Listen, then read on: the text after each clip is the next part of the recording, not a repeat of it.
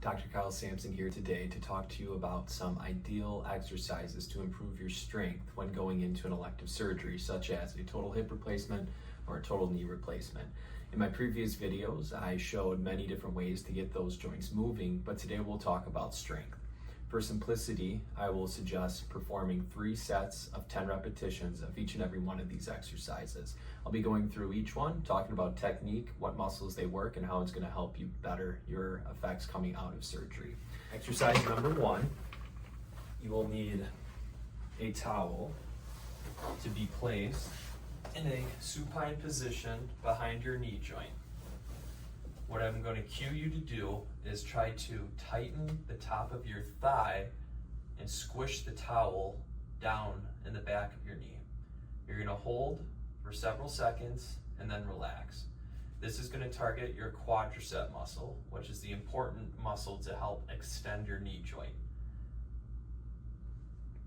Once you've figured that out, one way to progress this to also incorporate your hip flexor will be the straight leg raise. So you are going to yet again activate your quad, hold that quad tight, and then lift your leg up towards the ceiling to the height of your other thigh and relax back down. This muscle is very important with walking, being able to step up onto a curb, pick your feet up during the gait process, etc. The next exercise, same position and hook line, what I'll have you do, squeeze your butt muscle and then try to push your heels into the table to pick your butt up and contract your gluteus maximus. This is a very important muscle to help you climb stairs, squat, and perform pretty much whatever you need to do with your legs. Staying with the hip strength, another common exercise known as the clamshell, you're going to set up in a sideline position with your knees slightly bent in front of you. Feet will stay together. Your top knee is going to lift up towards the ceiling. This is going to activate more or less some of your glute, but most importantly, your hip rotators, which will help stabilize your thigh bone as you're walking around, moving on uneven terrain. The number one improper technique I do see with this exercise is patients have weakness in this hip, so what they'll end up doing to make it easier is kind of roll their back sideways, because to them it seems like the knee's still being lifted, but we're now eliminating the activation of that glute. So once again, don't let your hip roll back. All that gets picked up is the knee joint, and you should feel this right on the top part of that hip.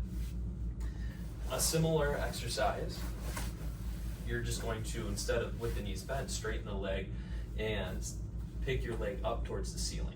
This will isolate your gluteus medius muscle, very important for walking, stabilizing your pelvis, keeping everything in your leg nice and beneath you. Similar complaint that I do have for patients is the rolling back to help lift up.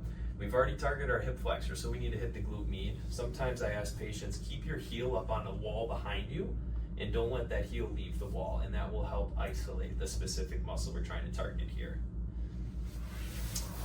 Now, you gotta remind yourself that after surgery, your legs are gonna be in a lot of pain. You'll be rehabbing, a lot of inflammation from the surgery itself, a lot of swelling.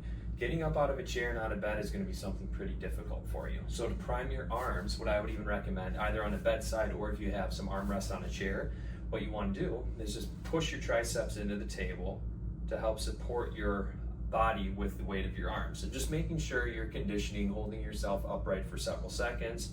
Yet again, 3 sets of 10 to help with hypertrophy and strengthening, and to repeat that to prime yourself so getting out of a chair is much less strenuous on your body. The final thing I would discuss with you is just making sure that you can do a sit to stand without using your hands.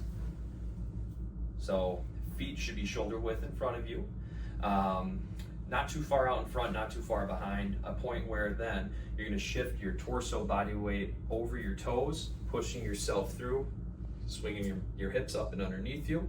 To progress this one, I always like to encourage patients to try and see, can you tap the chair, the table, or the surface behind you without putting any of the weight through your buttock. I hope these help develop a little bit of a plan going into surgery, Give us a call and enroll in our boot camp today, and we can further direct you as needed. Thank you.